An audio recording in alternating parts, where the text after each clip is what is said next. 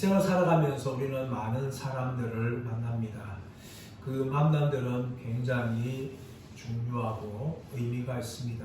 때로는 어떤 사람의 만남을 통하여서 인생에 큰 영향력을 받을 수가 있고 인생도 달라질 수 있기 때문입니다.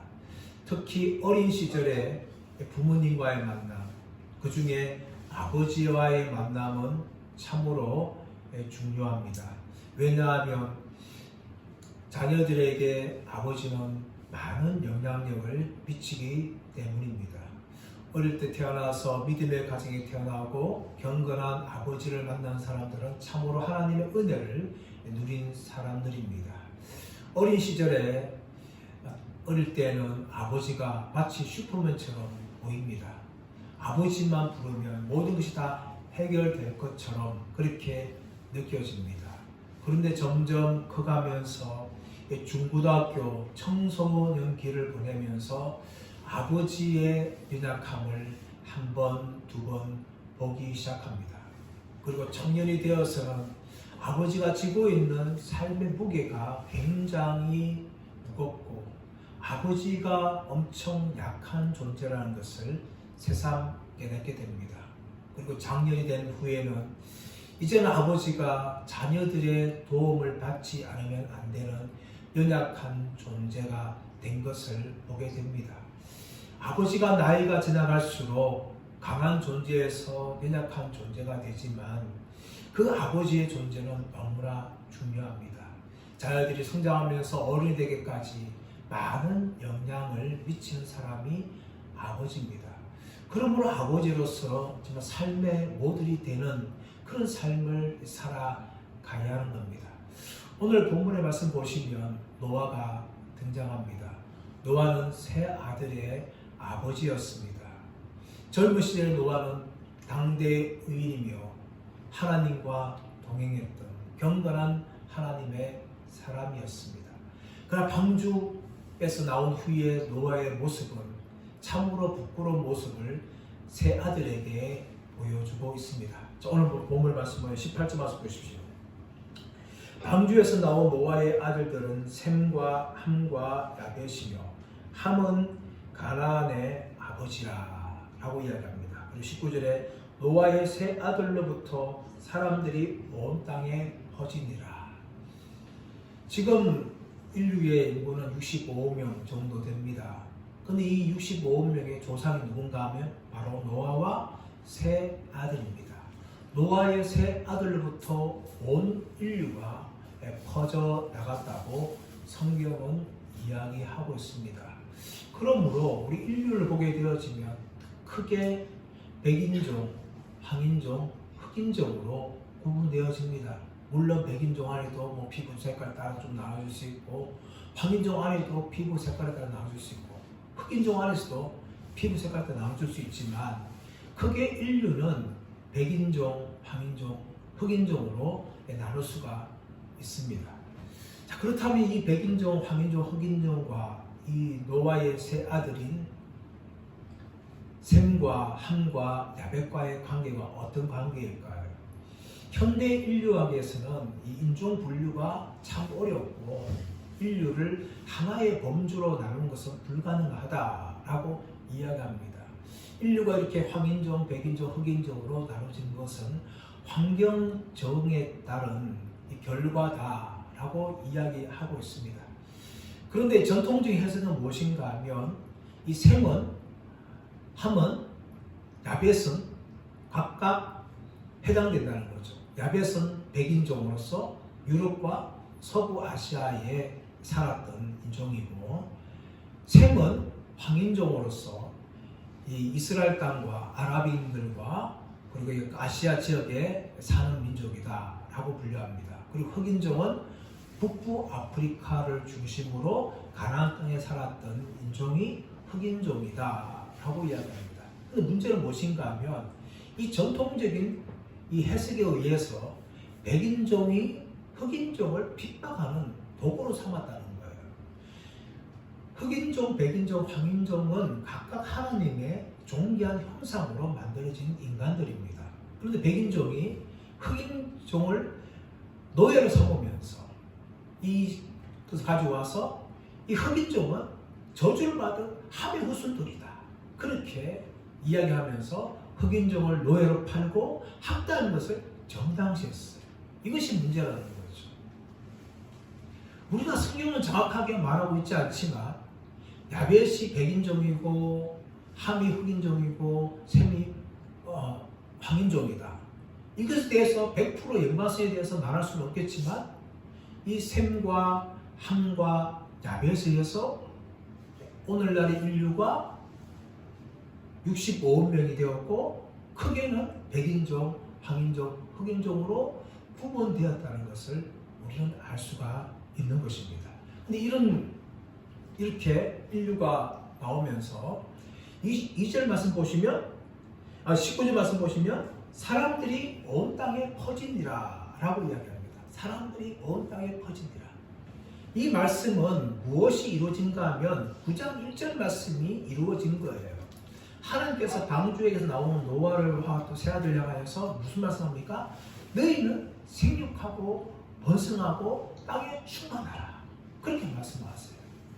이 하나님의 말씀이 다 이루어진 겁니다. 이것은 무엇을 보여주고 있는가 하면 하나님께서는 우리 인간에게 복을 주시는 분이세요. 남자와 여자로 창조한 후에도 하나님이 그들에게 복을 주시며 너희는 생육하고 번성하며 땅에 충만하라, 땅을 정복하라, 땅을 다스리라. 그렇게 말씀하셨고 9장 1절에서도 너희는 생육하고 번성하고 땅에 충만하라 말하기 전에 그들에게 복을 주시며 라고 나옵니다. 하나님은 우리 인간들에게 복 주시는 분이세요. 아브라함을 부르신 후에도 아브라함을 향하여서 너는 복이 될지라 그렇게 말씀하세요. 또 우리가 예수 믿고 구원받은 것도 뭡니까? 하나님의 복이 임한 거예요. 구원의 복이 임한 거죠. 이처럼 하나님은요 우리 인간들에게 복 주시기를 원하시는 분이라는 겁니다.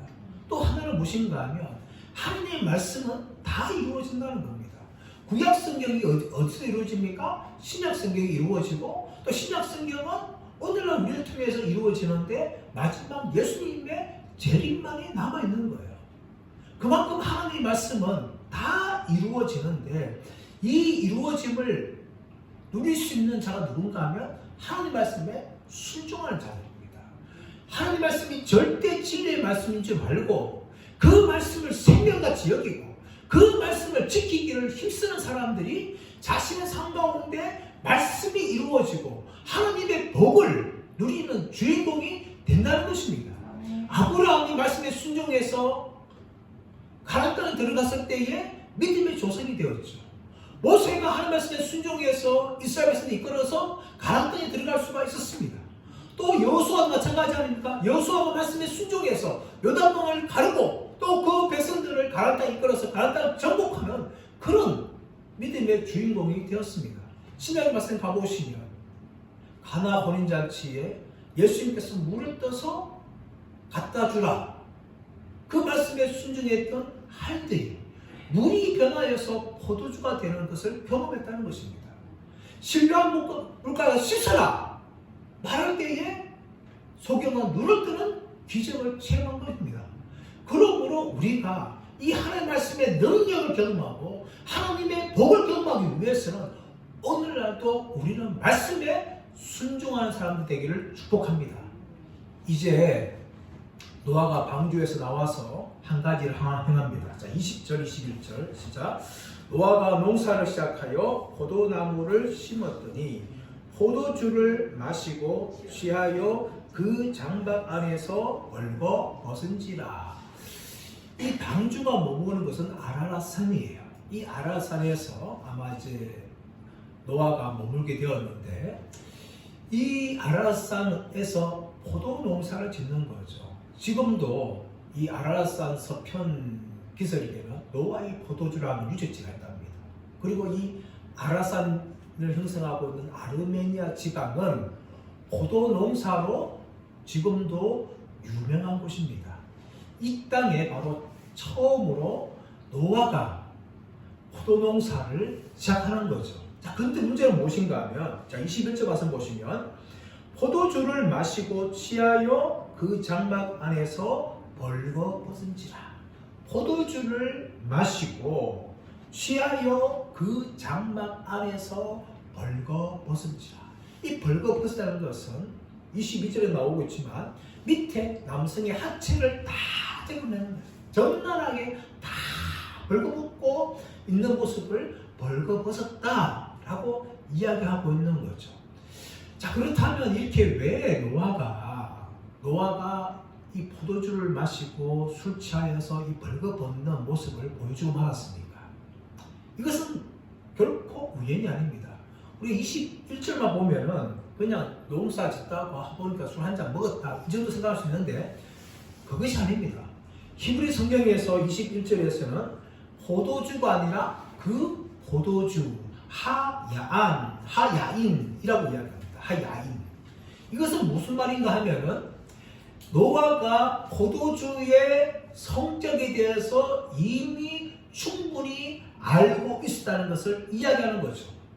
다시 말하면 노아는 농사를 지어 포도주를 마시면은 자신이 술에 취할 것이라는 것을 분명히 알고 있었어요.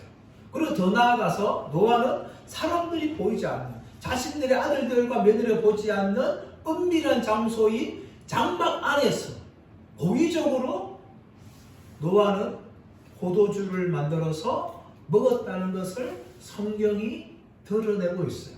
그리고 그 결과 뭡니까? 자신의 하체를 다 드러내는 부끄러운 모습을 보여주고 말았습니다. 여러분, 이것을 보면서 우리는 노아도 우리와 똑같은 죄인이라는 것을 다시 한번 확인하게 되어집니다. 우리가 6장에 살펴보았듯이 노아는 당대의 의인이며 완전한 자다. 하나님과 동행했다. 새로운 아담이 될 만하기에 충분한 자격을 가진 사람으로 우리는 성경을 보았습니다. 그런데 오늘 말씀에서는 이런 새로운 아담이었던 노아에게도 여전히 아담의 옛 본성이 다 그대로 남아있고 그로 말미암아 술 취함에 죄악을 행하는 모습을 우리가 보는 것입니다. 노아가 비록 당대의 완전한 자며 의인이며 하나님과 동행했던 사람이었지만 하나님의 은혜가 그 위에 머물지 않으면 노아도 우리와 똑같은 죄인이라는 것을 성경이 우리에게 보여주고 있는 겁니다. 우리도 마찬가지입니다. 하나님의 은혜가 우리에게 충만히 머물 때만 우리가 죄와 싸우고 죄를 멀리하지, 하나님의 은혜에서 조금만 벗어나게 되어지면 우리는 노아와 똑같은 그런 연약한 인간이라는 것을 우리는 인정해야 됩니다. 우리만 그렇습니까? 성경에 나오는 수많은 믿음의 사람들을 보십시오. 아브라함 어떻습니까? 아브라함은 믿음으로 가나안 땅에 들어갔지만 그는 여전히 하나님 약속의 말씀을 믿지 못하고 하간을 취하여서 이스마엘을 낳고 말았어요. 또 사라도 자신의 아내가 아니라 부인하고 그렇게 거짓말하고 있지 않습니까? 요셉도 마찬가지 아닙니까? 의로운 요셉도 동일하게 형들의 잘못을 아버지에게 고자질하는 죄를 범합니다. 하나님 마음에 아팠던 다윗도 어떻습니까? 밧세바를 범하고 그의 남편을 전장터에 죽이게 하는 그런 잔인한 죄를 범하고 말았습니다. 예수님이 제 아들이 어떻습니까? 예수님을 3년을 따라다녔지만 예수님을 모른다고 부인하고 또 예수님을 버리고 도망가는 그런 사람도 되고 말았어요. 성경을 13번이나 기록했던 사도 바울조차도 마가를 데리고 가는 문제를 두고 바나바와 싸워서 갈라치고 있는 인간적인 모습을 보여주고 말았습니다. 여러분, 이것이 우리 인간들의 모습이에요. 우리가 아무리 경건하고 아무리 믿음의 사람이 많아도 우리는 한순간에 죄로 말미암아 넘을 수밖에 없는 연약한 존재라는 겁니다. 그러므로 우리는 날마다 하나님의 은혜를 붙잡아야 돼요. 하나님의 은혜를 떠나면요, 우리는 반드시 넘어지고 마는 겁니다. 노아도 그랬고, 아브라함도 그랬고, 요셉도 그랬고, 다윗도 그랬고, 예수님의 제자들도 그렇습니다. 그렇다면 우리도 동일하게 넘어질 수밖에 없는 연약한 존재라는 것을 우리는 인정하면서 겸손히 날마다 죄와 싸우며 하나님의 은혜 안에 살아가기를 힘쓰는 저와 여러분 되시기를 간절히 바랍니다.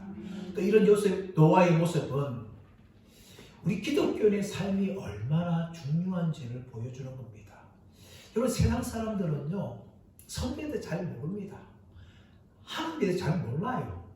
예수님에 대해서 잘 모릅니다. 그들은 무엇을 봅니까? 우리 기독교인들의 삶을 봅니다. 기독교 삶을 보면서 정말 예수님을 믿는 기독교가 참인지 아닌지를 판단해요. 성경을 잘 모르고 하나님을 잘 모르지만 그 하나님을 믿고 성경을 믿는 우리들의 삶을 보고 판단한다는 거죠. 여러분, 불신자들이요, 교회를 향해서 비판하는 건 크게 두 가지입니다. 하나는 무엇인가 하면 기독교의 메타성이에요. 오직 예수 그리스도만이 길이요 진리요 생명이라는 이 복음을 우리는 타협하지 않기 때문에 세상 사람들이 기독교를 향하여 욕합니다. 여러분, 이것은요, 당연히 우리가 받아야 될 욕입니다. 하지만 여러분, 받지 말아야 될 욕이 있는데 그것은 우리의 비도덕적이고 불경건한 삶 때문에 받는 욕들입니다. 초기 기독교, 우리나라 초기 기독교 정말 얼마 되지 않은 숫자였습니다. 그런데 그 얼마 되지 않는 기독교가 이 나라 민족을 지켜주었어요. 일제시대 때, 우리나라 근대사회 때 기독교는 적은 숫자였지만 막강한 힘을 가지고 있었습니다. 하지만 오늘날 기독교 인구가 800만 명, 지금 줄어들고 있지만 그래도 상당한 숫자예요. 그러나 이렇게 교회가 많고 기독교가 많다 할지라도 세상은 전혀 교회에 관심이 없어요. 하나님에 관심이 없어요. 오히려 그들은 더 나아가서 교회를 비판합니다. 비난합니다. 왜 그렇습니까? 바로 우리들의 삶이에요. 그들은 우리의 삶을 보고 정말 예수님에 판단하고 하나님에 판단하는데 우리가 세상에서 빛으로서 세상에서 소금으로서 내 역할을 하지 못하기 때문에 세상 사람들은 교회를 욕하고 기독교를 욕하는 겁니다. 만일 소금이 맛을 잃으면 길가에 돌이 이루어져서 사람에게 말릴 것이다. 그 예수의 말씀이 오늘날 우리 기독교의 현실을 보여주고 있는 것입니다. 참으로 너무나 안타까운 거죠. 우리가 노아처럼 이렇게 우리의 수치를 다 드러내게 되어지면 불신자들은 우리의 수치를 보고 판단하고 비판하게 되어 있는 겁니다. 그러므로 우리가 정말 두렵고 떨림으로 믿음의 삶을 살아가기를 축복합니다. 불신자들보다 더 도덕적이게 살아야 돼요. 불신자보다 더 경건하게 살아야 돼요. 그들에게 산다 할지라도 우리는 죄와 타협하지 않으며 세상과 타협하지 않으며 비록 욕을 먹더라도 빛과 소금으로서 짠맛을 내며 어둠을 비치는 그 삶을 우리 모두가 살아가기를 간절히 바랍니다. 이렇게 노아가 자신의 수치를 다 드러내니까 이제 그의 아들들이 보게 되는 거죠. 22절 시작. 가나안의 아버지 함이 그의 아버지 하체를 벗고 밖으로 나가서 그의 두 형제에게 알리매. 그의 두 형제에게 알리매. 가나안의 아버지 함이 보았어요. 그리고 어떻게 합니까? 두 형제에게 알려주었습니다. 여러분, 함이 아버지의 벌거벗은 모습을 보았다. 이것은 단순히 그냥 눈을 보고 끝난 것이 아니에요. 이것은 무엇을 말하는 거냐면 면밀하게 살폈고 또 부끄러운 모습을 보고 즐거워했다, 즐겼다. 그런 의미가 이 보다 안에 있는 의미입니다. 한번 아버지의 수치를 보았으면 보지 말아야 되고 고개를 돌려야 되고 덮어줘야 되는데 그렇지 않았습니다. 오히려 아버지의 수치를 자세히 보았고 면밀하게 즐기며 보았다고 성경은 이야기하고 있어요. 그리고 더 나아서 어떻게 합니까? 형제들에게 알려주었다는 거예요. 다시 말하면 고자질했다는 거죠. 고자질. 히브리의 단어 나가드. 이 나가드의 의미는 두 가지 의미입니다. 하나는 비밀을 누설하다. 또 하나는 배반하다. 다시 말하면 함이 아버지의 수치를 본 것에 대해서 형제들이 이야기하는 것은 아버지의 수치를 뭡니까? 누설한 거죠. 그리고 더 나아가서 뭡니까? 아버지에 대해서 지켜야 될 신의를 배신한 겁니다. 자식으로서 아버지의 수치를 보면 덮어줘야 되고 이해해 줘야 되는데 그렇지 않고 하면 아버지의 수치를 뭡니까? 형제들에게 고자질함을 통해서 자식으로서 아버지가 지켜야 될 그 예의와 신의를 그만 버리고 말았던 것입니다. 이것이 함이에요, 함. 그런데 이제 이런 함과 달리 셈과 야벳은 어떻게 합니까? 아버지의 죄를 보지 않고 덮어주는 거죠. 여러분, 이것이 마귀와 우리 그리스도인들이 살아가야 될 삶을 대조시키는 겁니다. 마귀는 어떤 존재입니까? 마귀는요, 고자질한 존재예요. 남의 허물에 대해서 두루두루 다 알리는 존재가 마귀입니다. 그래서 뭡니까? 그 사람을 죽일 뿐만 아니라 또 들어선 관계도 완전히 파괴해버리는 거죠. 이것이 마귀의 모습이에요. 여러분, 이런 마귀는요, 가족 안에서도 마찬가지고 직장이나 회사 안에서도 마찬가지고 교회 안에서도 여전히 사람들과의 갈등을 계속해서 일입니다. 마귀는 디아블로스. 그래서 밖에서 무엇인가 던져서 혼란케 하는 자가 디아블로스의 의미예요. 그래서 중상하는 자, 모략하는 자, 거짓말하는 자가 이 마귀의 의미 안에 다 들어있는 거예요.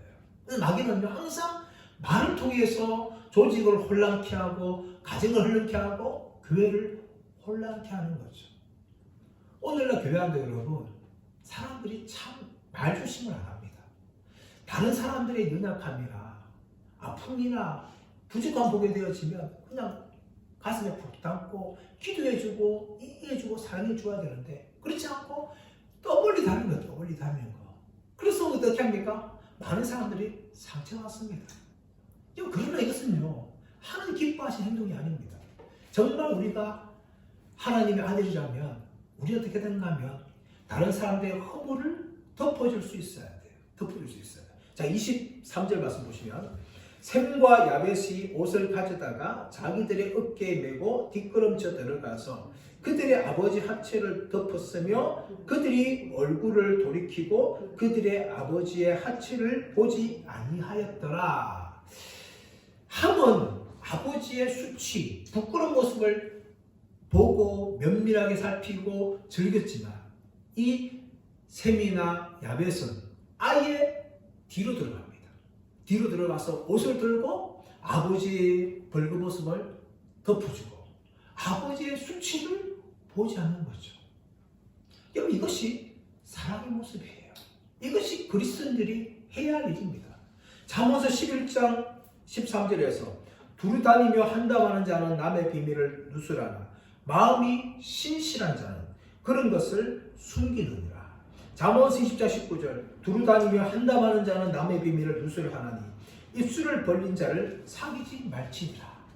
우리가 정말 참 그리스도인이라면 우리는 남의 비밀에 대해서 떠들며 사람들에게 알리지 말아야 돼요.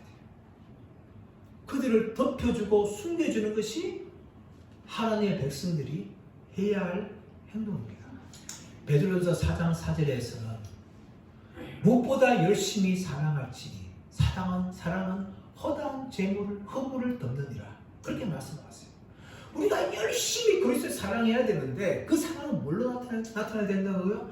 남의 허물에 대해서 떠들며 이야기하는 것이 아니라 그 허물을 덮어주는, 그것이 바로 그리스도인들의 모습이 되어야 된다고 성경은 말씀하고 있습니다. 여기서 실체했던 사람이 바로 셈과 야벳이에요. 이제 노아가 술에서 깹니다. 깬 다음에 노아는 자신의 수치를 알려준 함을 저주하는데 좀 이상한 부분이 나옵니다. 자, 24절 25절 시작. 노아가 술이 깨어 그 작은 아들이 자기에게 행한 일을 알고 이에 이르되 가나안은 저주를 받아 그의 형제의 종들의 종이 되기를 원하노라. 자, 노아가 술이 깼어요. 그래서 자, 일어날 때 다 알았습니다. 그런데 무엇을 알았어요? 함이 자신에게 잘못 행한 일까지 다 알았어요. 그래서 노아가 이 함을 저주해야 되는데 25절 말씀 보시면 가나안은 저주를 받아 그의 형제의 종들의 종이 되기를 원하노라. 분명히 함이 모았어요. 근데 노아는 함이 아니라 함의 아들인 가나안을 저주합니다. 사실 이 부분이 참 어려운 부분인데 성경은 왜 노아가 함이 아니라 가나안을 저주했을까에 대해서 구체적으로 말씀하지 않지만 학자들은 이 가나안도 아버지 함이 죄를 범하는데 동참할 것이다. 먼저 함이 가나안이 보고 함에게 알려주어서 함이 그것을 알고 보았다 라고 해석하든지, 아니면 함이 알고 볼 때에 가나안도 옆에 있으면서 아버지 함이 하는 것을 똑같이 따라서 할아버지 수치를 보았다. 그렇기 때문에 가나안이 저주를 받는 것이다 라고 해석하는 분이 있습니다. 성경은 무엇을 말하지 않고 있기 때문에 왜 노아가 함이 아니라 가나안을 저주했는지에 대해서 사실은 정확하게 알 수 없습니다. 그러나 모세가 이것을 기록한 이유는 한 가지가 있어요. 그 이유가 무엇인가 하면 앞으로 이스라엘 백성들은 하나님의 말씀을 따라서 가나안 땅에 들어가고 가나안 족속을 정복해야 될 사명이 있다는 것을 알려주기 위해서 가나안은 바로 노아의 수치를 드러낸 함의 아들이라는 것을 여기에서 기록하며 강조하고 있다는 거예요. 그러므로 이 가나안이 저주를 받는 것은 어쩌면 하나님의 주권이라고 볼 수 있습니다. 이스라엘 백성을 통하여서 가나안 족속을 멸망시키기 위한 이 하나님의 주권이 여기에 담겨 있는 거예요.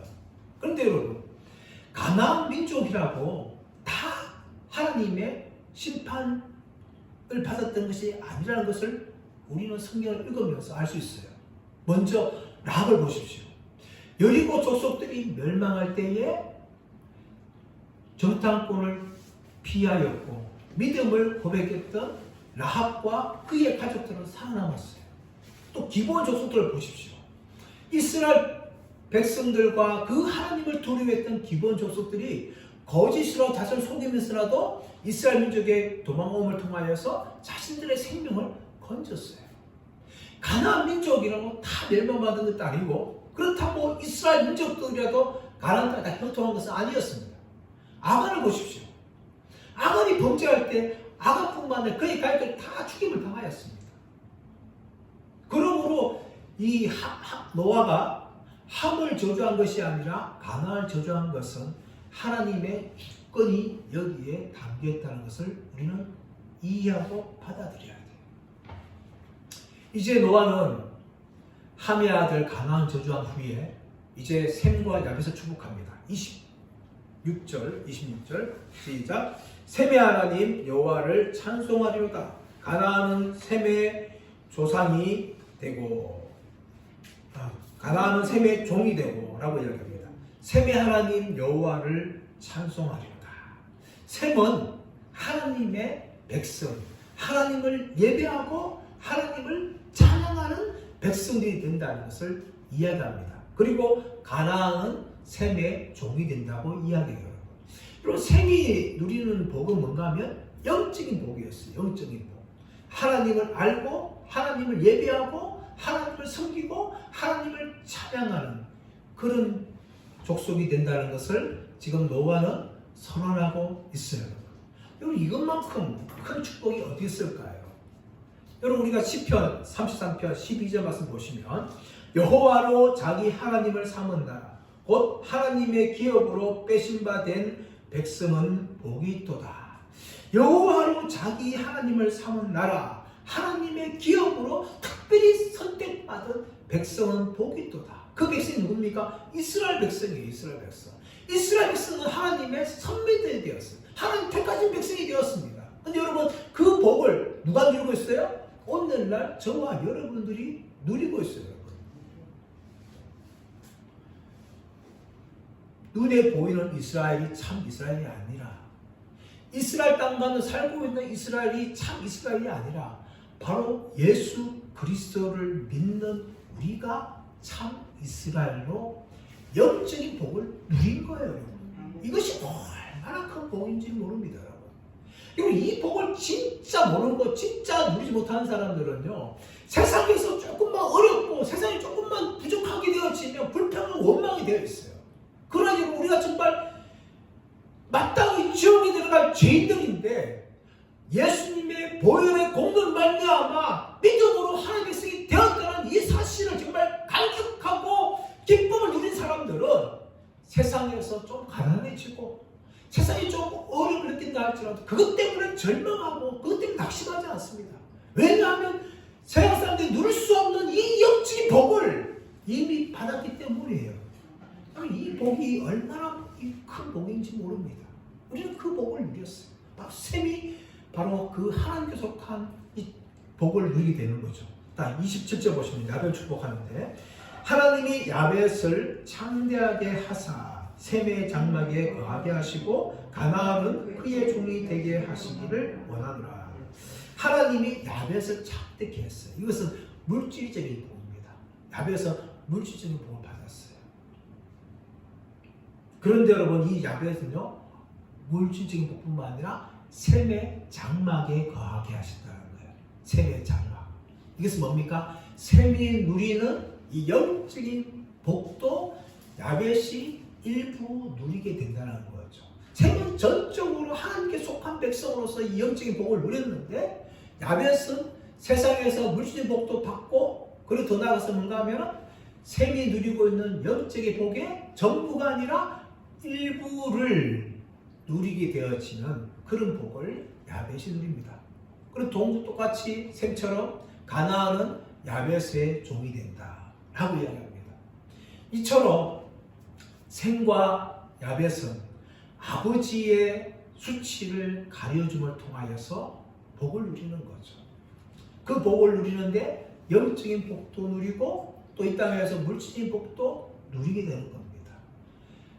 이렇게 노아는 셈과 야벳을 축복하고 이제 마치는데 28절 29절에서는 노아의 마지막 삶을 간단하게 요약합니다. 자, 28절 29절 시작. 홍수 위에 노아가 350년을 살았고 그의 나이가 950세가 되어 죽었더라. 성경에 노아의 일대기를 기록하면서 노아가 태어나고 죽었다 자세히 기록하고 있지 않지만 노아 방주에 대해서는 굉장히 많이 기록합니다. 그런데 방주에서 나온 후의 사건은 이 9장 18절 이후의 사건만을 기록하는 거죠. 그런데 그 9장 18절에서 29절의 삶을 노아의 기간을 보게 되면 무려 350년입니다. 방주 만들기까지 600년, 홍수가 낼 때 600년인데 그리고 홍수 후에 노아가 죽을 때까지 인생을 산 것이 350년인데 350년의 이 인생 가운데 노아에 대해서 무엇을 기록하고 있는가 하면 노아의 이 수치스러운 장면만을 기록하는 거죠. 처음에 6장에서 노아를 기록할 때 노아는 당대의 의인이며 완전한 자며 하나님과 동행했고 또 말씀에 순종해서 방주를 들어가고 방주를 통하여서 새로운 아담으로서 새로운 인생을 살아갈 것을 우리에게 보여주었지만 후반절인 방주에서 나온 이 350년의 인생은 성경은 노아가 믿음으로 살았다라고 기록하는 것이 아니라 노아의 이 수치스러운 장면만을 기록하고 있는 거죠. 우리가 인생을 살아가면서 인생의 전반전, 중반전까지 믿음으로 잘 사는 것 참 중요합니다. 하지만 여러분 마지막 후반전, 마지막 종이 땡 물려서 하나님이 올라오라 그렇게 말하실 때까지 우리는 끝까지 믿음으로 살아야 돼요. 여러분 축구나 야구 경기나 이런 경기 보십시오. 여러분 거의 후반전 다 끝날 때까지 이기고 있던 팀이 패배하는 경우가 종종 있습니다. 야구 경기만 그런 것이 아니라 우리 인생도 마찬가지예요. 우리가 전반전, 중반전, 마지막 종 울리기까지 믿음을 산다 할지라도 마지막 종 울리는 그 순간 앞에 우리가 넘어지고 난다면 우리의 인생은 얼마나 부끄러움이 될까요? 그러므로 여러분, 우리는 마지막 순간까지 믿음으로 살아야 됩니다. 지금까지 믿음으로 살아왔듯이 우리의 인생의 종이 마지막 울릴 때까지 이제 됐다, 너 오너라, 하나님이 말씀할 때 그때까지 우리는 다까지 믿음으로 살아가야 돼요. 안타깝게 노아는 정말 600년까지는 잘 믿음으로 살았어요. 그런데 마지막 350년에 노아의 삶에 대해서 성경은 노아가 부끄러운 죄를 범한 것을 기록하고 있는 것입니다. 저와 여러분도 이 땅의 삶을 살아가면서 우리의 자녀들과 우리가 알고 있는 사람들에게 저분은 끝까지 믿음으로 살았다 라는 삶의 모델로서 살아가기를 축복합니다. 그러니까 불신자들에게도 마찬가지로 끝까지 저분은 정말 참 예수쟁이야, 참 기독교인이야, 그런 평가를 받는 저와 여러분 되시기를 예수님의 이름으로 축원합니다.